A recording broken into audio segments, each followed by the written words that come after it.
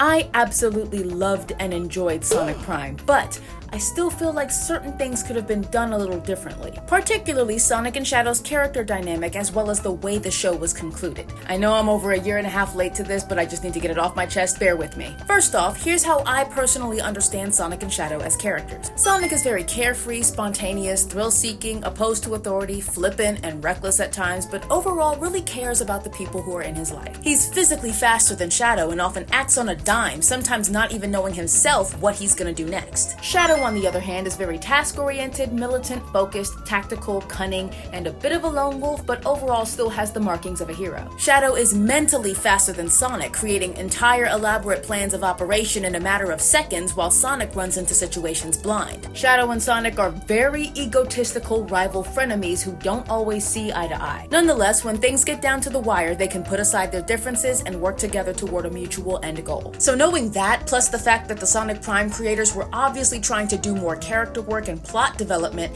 I just have a few questions about the way that was carried out. Why doesn't the series acknowledge that Shadow is at fault for recklessly picking a fight with Sonic in episode 1, preventing him from getting to Eggman on time, and is thereby part of the problem of the Paradox Prism shattering? When Shadow got stuck in the trench in Nine's Pocket Universe in Season 3, why did Shadow act like he couldn't get out of there when just after reuniting with Sonic, he easily spin-dashed up the cliff? When Sonic started decaying, why wasn't the option of Shadow carrying him to safety the first thing they tried, since Shadow is the fastest one there other than Sonic? Also, Shadow was the main person pressuring Sonic to get Green Hill back. So when the portal is finally opened, why is he just twiddling his thumbs waiting for a ride from the Roses when we saw him rocket booting his way through the void just fine throughout the series? Mind you, Nine said that those portals were about to close. Lastly, why did the series end on such a vague cliffhanger without us knowing who or what caused that shockwave, so it would be more established that the team is off to their next adventure? In my opinion, one of the underlying issues here is the presence of plot-convenient time wasting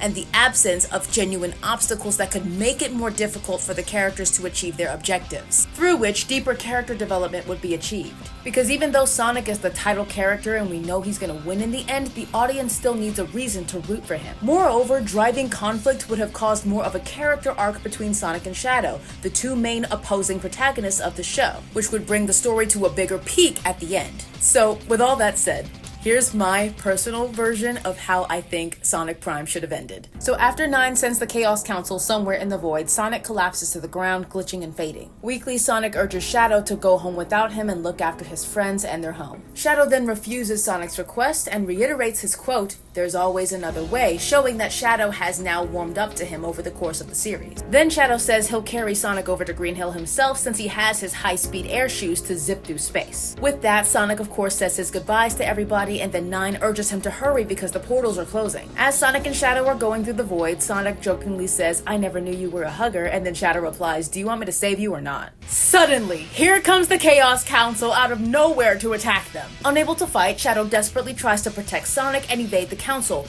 which pushes them further toward the black hole that swallowed the Chaos Emerald. So the portal is closing and Shadow is stuck between the pit and the council, but he still refuses to give up. Then here come the Roses with the airship just in time to distract the council and help Shadow and Sonic escape. Giving her last goodbye, Thorn Rose gives the boys a flying start with her Pico Hammer and urges, "Hurry, he's not gonna make it." The portal is now about to close and Shadow is zipping through space like a lightning bolt. He reassuringly shouts, "Hang on, Sonic," and then they make it through the portal just in time. Sonic and his friends defeat Eggman, Shadow gets his Chaos Emerald back, and then he transports the prism somewhere nobody can find it. So after all the commotion, Sonic of course brings his chili dogs to the picnic, and Shadow, bored and with nothing better to do, decides to stop by and join in. And the others notice that Sonic and Shadow are acting a bit weird, so Sonic decides to tell them all the story of what happened in the Paradox Realm. Then there's a sudden shockwave, and when they go to investigate, it's Eggman again. And then as a closing cliffhanger, everybody gives a look of solidarity towards each other before going off to fight Eggman as a team. To me, an ending like this with more conflict, drama, and triumph would have made rooting for these characters more worth it